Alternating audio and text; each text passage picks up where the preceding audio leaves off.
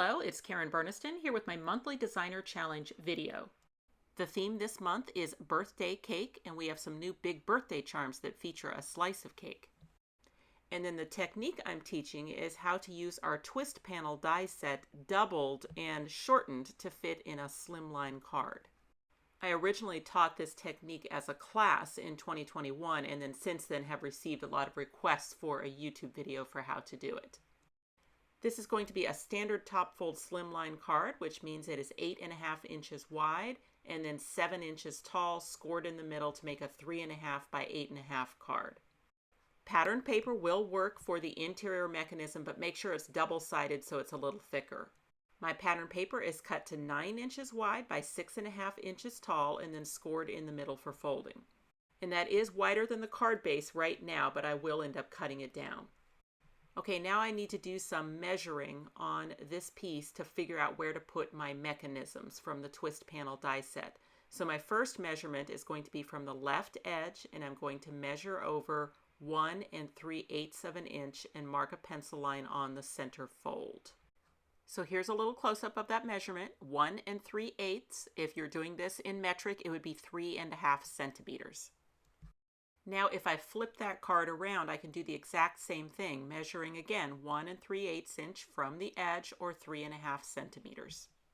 Next, I slide my ruler over and measure 1.5 inches off of the first mark. So if you're doing that in metric, that'll be 3.8 centimeters. Then I just flip the card around and repeat the same process. So putting my ruler on the first pencil line, I need to measure 1.5 inches or 3.8 centimeters. Showing that a little closer, you can see these two marks are now 1.5 inches apart. And then one more measurement going back to the 1 3/8, and this time coming off of the second pencil line.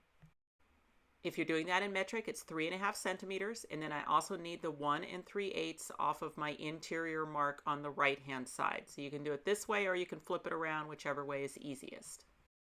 Okay, I'm ready for die cutting, but I have an interior card that's 6.5 inches wide, and that's just a little bit too wide for my 6-inch die cutting machine.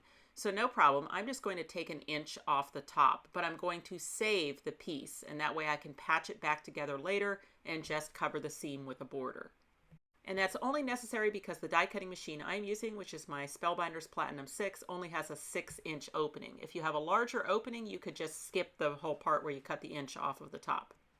So using the twist panel die set, I'm using the die that cuts the base. It does have the alignment nubs that line up right over the fold of the card, and since I have those pencil lines, it's easy for me to use removable tape, tape that die in place right between those two interior pencil lines. So that's that 1.5 inch opening. Then just my usual die cutting sandwich and roll that through the machine. And then just carefully removing the die, you can see that it is both cut and scored. And then I just move the die in between the other two sets of pencil lines in that 1.5 inch opening, making sure that it's centered, and then just roll it through the machine again.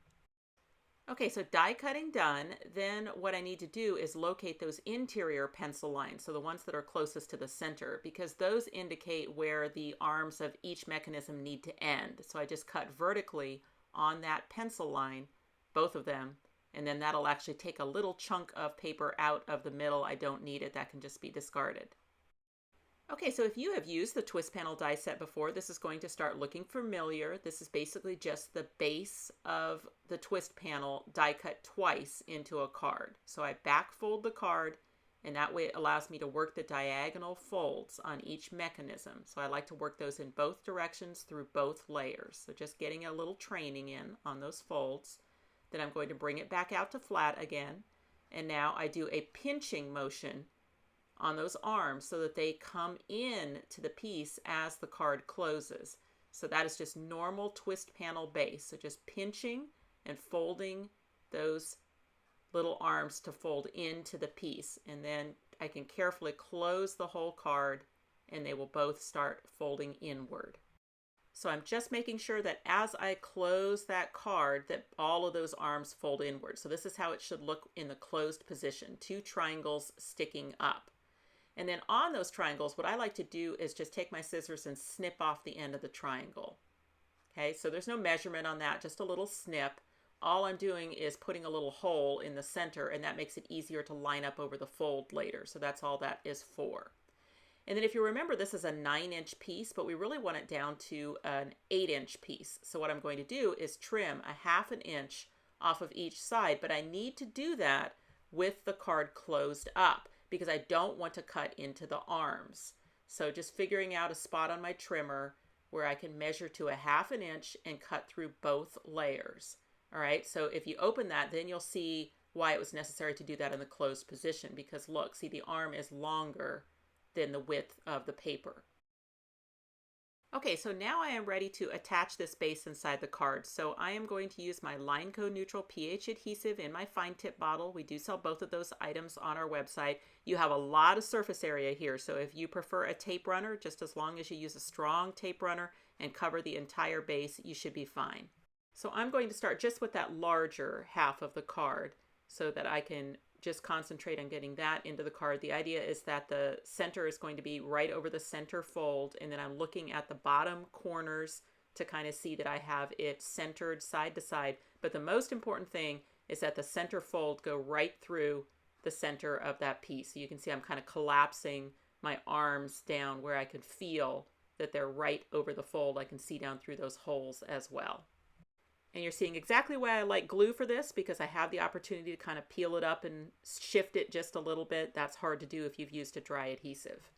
Okay, hard part done. If you take your time getting 1/2 in, then when you do the second half, you can do it in the closed position. So I can just train everything back into the right position again, get it closed down, add my adhesive all over that section, and then close the card against that exposed adhesive. And there it is. I have 2 bases for a twist panel and 1 slimline card.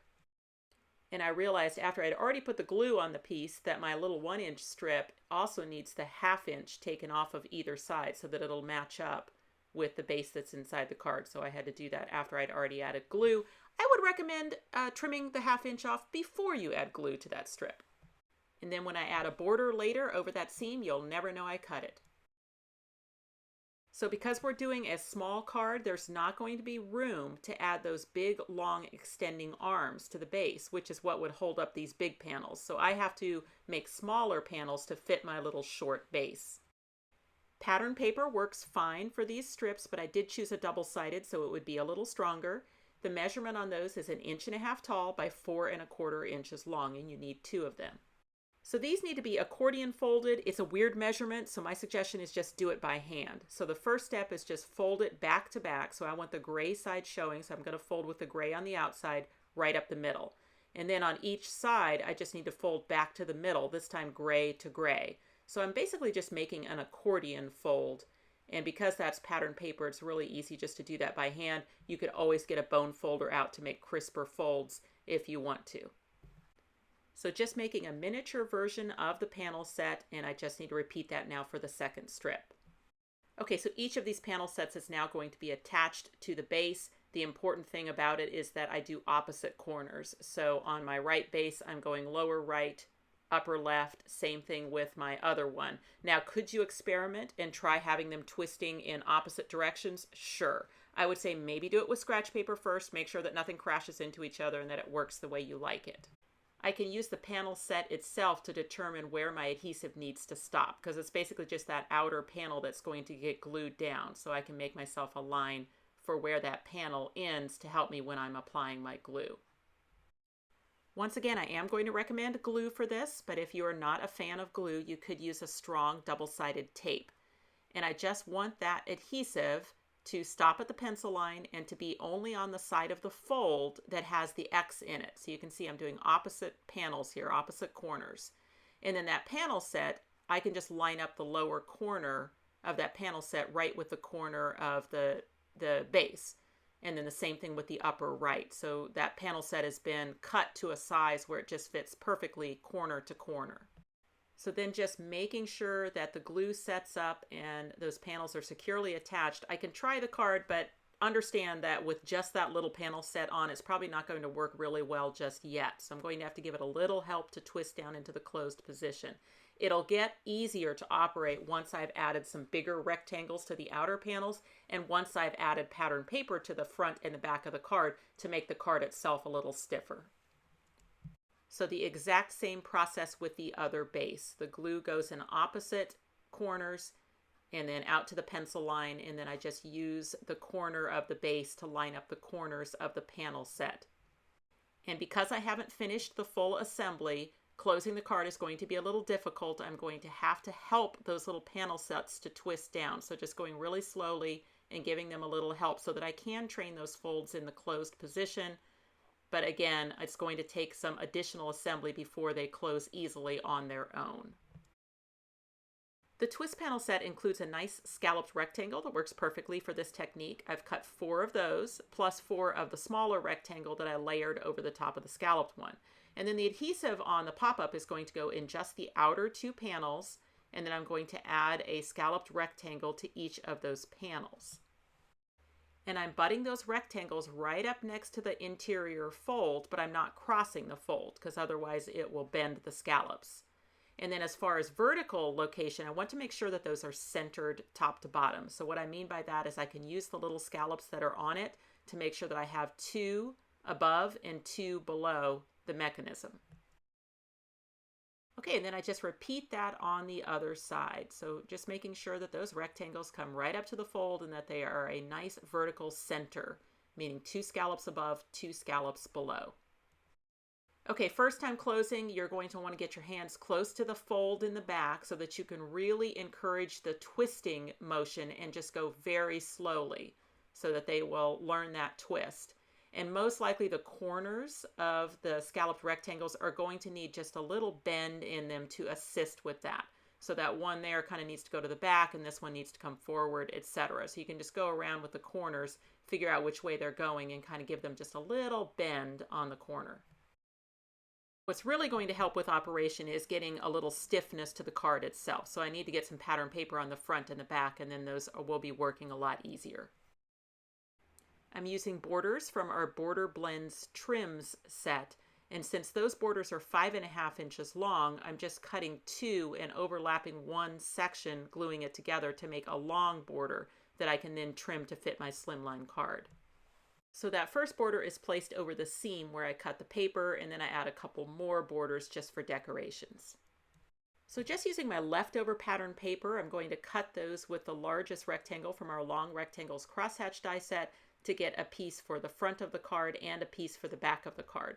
And the piece on the back is just about stiffening the card so that I'm balancing the weight and making it easier to use the mechanism. And then now that I have a nice strong card, the mechanisms are working wonderfully. And just to shake things up in the new year, I actually did the front of the card first. What? So I just used some of those Border Blends trims to make hanging streamers, and then a little crosshatch circle, and one of the big birthday charms, the slice of cake, to match the theme. And then I'm just going to use those big birthday charms again on the inside.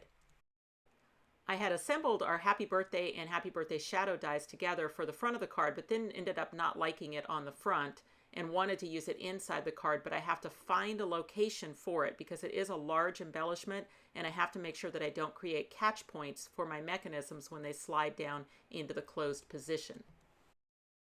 So I was able to find a spot for it. It's not centered in the card. It's a little bit right of center, but it is a location where it misses both of the mechanisms as they collapse down. And then I'm using the big birthday charms, which has 4 charms. I have 4 panels. That seemed like a match made in heaven, so I just assembled those charms to use in each of the pop-up panels. The hearts are included in the twist panel die set, so I added those to the balloon. Pattern paper behind the candle, just matching my background. On this one, I just used some leftover trims to make streamers in the background behind the present charm, and then my slice of cake again. And then as a place to write a personal greeting, I added a rectangle over here. I felt like that made the happy birthday being off center kind of make sense. And once again, I had to plan for that, making sure that it was in a spot where it misses the twist panel as it comes down. The finished card is a standard Slimline, so it'll fit in a number 10 business envelope for mailing. And you can really see how generic this technique is. Those panels could be decorated for any theme, any season. This was the class card that I had taught, so also a birthday theme, but featuring our sea animals and then our other birthday charms, which are smaller. Check the description box below for supply links, as well as a link to the blog post, and that is where you will find all the inspiration by our design team, as well as information about this month's Mission Poppable Challenge. We love to see what you're making with our dies. So we have a Facebook group, Karen Burniston Pop-Up Peeps. We're also on Instagram, Karen Burniston Brand. Thanks for watching. If you click on the website link, you'll go to KarenBurniston.com, where you can purchase these dies as well as find links to our other social media accounts. You can subscribe to this YouTube channel and check out some of my other videos. Thanks so much for watching, and I'll see you next time.